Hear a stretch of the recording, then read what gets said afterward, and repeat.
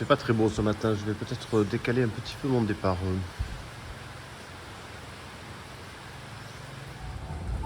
Bon, il faut s'y résoudre, c'est souvent comme ça en Colombie. J'ai un vélo tout propre, briqué, entretenu hier et ben dans 10 mètres, il est repourri.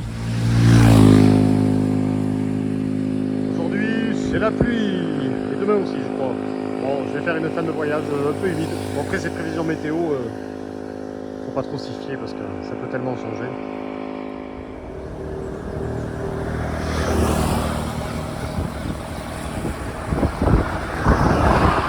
Ouais, j'avais Bogota à droite. Mais dans mon parcours là, pour occuper le temps sur les 4 derniers jours, je remonte un petit peu vers le nord. Et pour essayer de passer par des montagnes, par des petites routes. Parce que là à droite, en fait, je suis à 120 bornes de Bogota. Par le col principal, mais bon, c'est des grosses routes bourrées de camions. De toute façon, j'ai du temps, donc j'en profite encore. Bon, lui, j'hallucine. Il sort avec une carriole, il a sa femme derrière, assise. Là, il est en train de monter une côte. Wow. Je sais pas où ils vont, mais...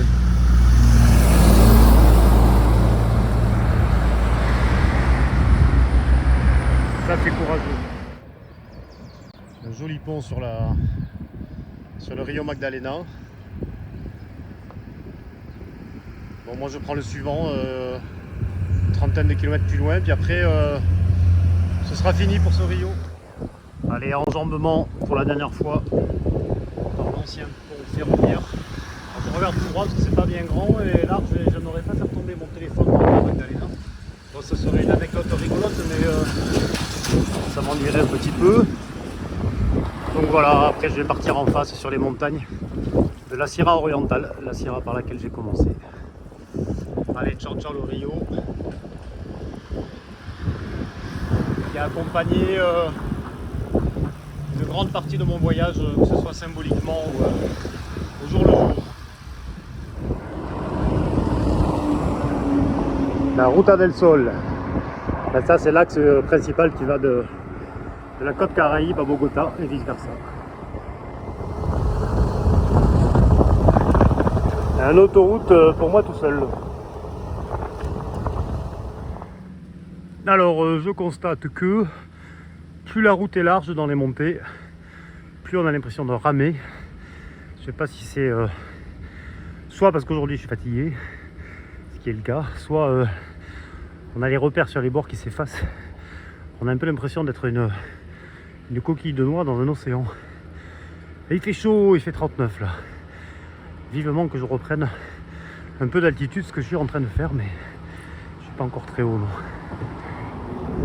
Un tunnel autoroutier.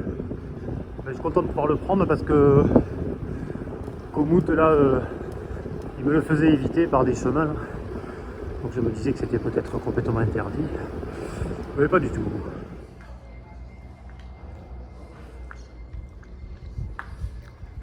Mais ça, c'est pas la première fois que je vois ça. Ça, c'est un...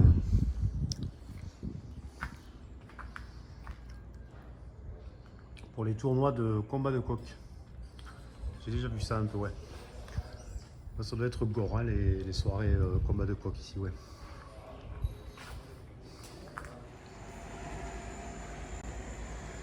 Des espèces de cheminées de fées là, au-dessus de la route. Ça débaroule un petit peu quand il pleut, on dirait. Bon, et là je m'attaque à une petite montée de 1000 mètres. Je commence à rentrer dans le massif qui va me faire... je remonte sur le vélo. Qui va me faire traverser jusqu'à l'altitude de Bogota en faisant quand même un petit peu des montagnes russes. Je vais pas au plus direct. Et je crois que ça va être sympa, ouais. Génial cette petite route. Il n'y a personne. Là, je crois que j'ai pris une bonne option pour mon retour sur Bogota. Pour passer par un endroit bien tranquille. C'est les 2 jours qui arrivent là. Et dans les montées, j'ai toujours les idées qui reviennent là. Ça me fait repenser à quand je suis repassé à Manizales, là où j'ai eu le Covid il y a 2 jours là. Avec Angie, on a reparlé de cet américain. Et Angie, c'est la dame qui garde le... Enfin, c'est la propriétaire. Et en rigolant, on se moque quand même un peu de lui. Et j'ai changé de vitesse là parce que ça Ça va être un peu dur sinon. Tout faire à la fois. Parler ça essouffle. Et bien, j'avais parlé de cet Américain dans un texte et puis il y avait des images de lui un matin où il n'était pas content parce qu'il pleuvait. On avait l'impression que ça allait gâcher toutes ses vacances en entier. C'était son dernier jour de vacances. Et elle lui a prêté un parapluie ce jour-là. Et bien elle m'a dit que il a ramené le parapluie. Elle n'a pas trop fait gaffe. Et puis la fois suivante où elle a voulu le prêter à des gens, quand elle a ouvert le parapluie, il était complètement destroy. Toutes les baleines pétaient. Et il s'était bien gardé de lui dire. Voire elle se demandait si c'était bien son parapluie. S'il n'avait pas gardé un bon parapluie pour le troquer par un truc de merde quoi. Ah non mais je te jure, incroyable. Tiens, dans la rubrique des pensées qui défilent là, je repense souvent à quand quelqu'un part dans un pays comme celui-ci ou d'autres pays dont nos médias véhiculent une image hyper négative ou pas d'image du tout, ou les séries de Netflix, etc. Donc quand on parle de Colombie, en fait, qu'est-ce qu'on retient en France? Pablo Escobar, Pablo Escobar, Pablo Escobar, Pablo Escobar.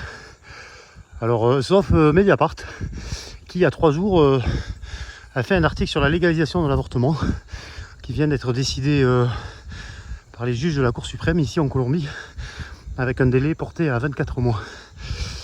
Et sinon, pour dire que quand on a des amis qui partent dans des pays comme ça, il faut s'abstenir, même si je sais que c'est de la bienveillance et que ça part d'un bon sentiment. Il faut s'abstenir de les mettre en garde en disant ah, c'est hyper dangereux, pourquoi tu vas là-bas, fais gaffe, etc. Parce qu'en fait on n'en connaît rien de ce pays, de ces pays-là. Bon, sauf si on y a vécu, on y a été. Je fais une parenthèse sur y avoir vécu parce que si on y a vécu en tant qu'expat, je pense qu'on en a une image complètement tronquée parce que en tant qu'expat, je change de main.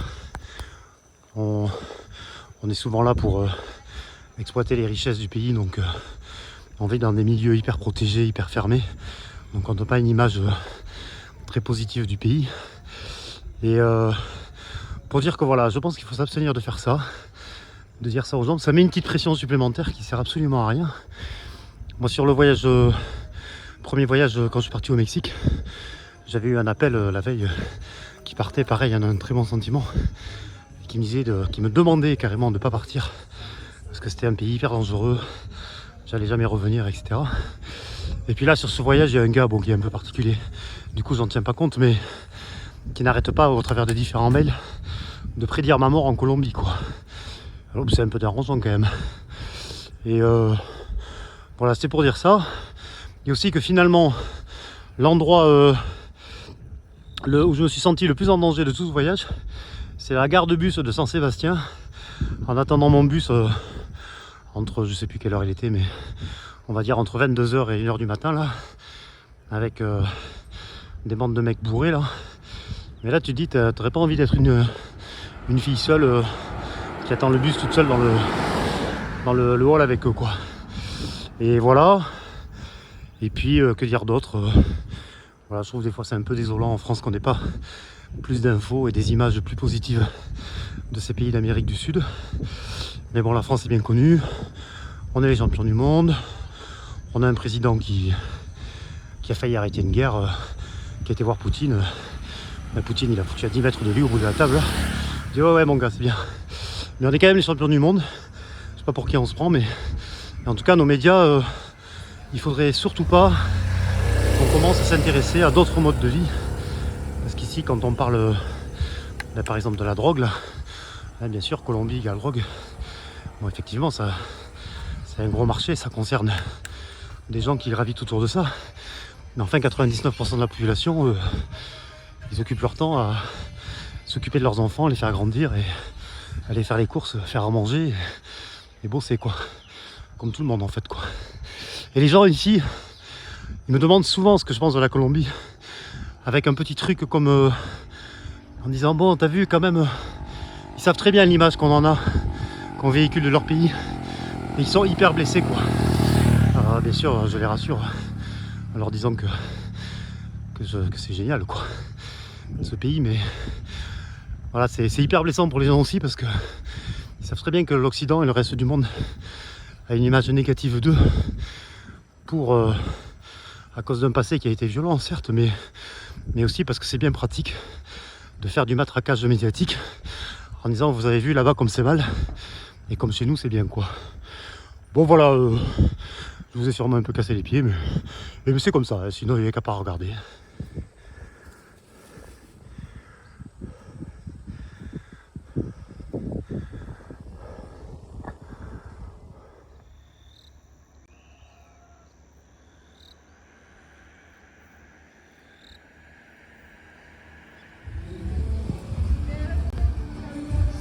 Ah, et ben voilà où je vais me poser ce soir, tout petit village.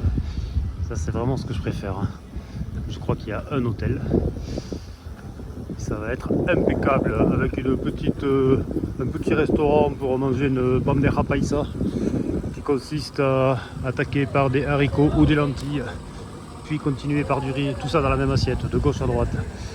Puis une banane, une lamelle de banane frite, et puis un petit peu de salade et un peu de viande si on veut de la viande. Et voilà, et avec ça, tu as le type le plus heureux du monde. Une petite panaderia à côté pour faire le dessert. Et oui, et là il est bien, oui.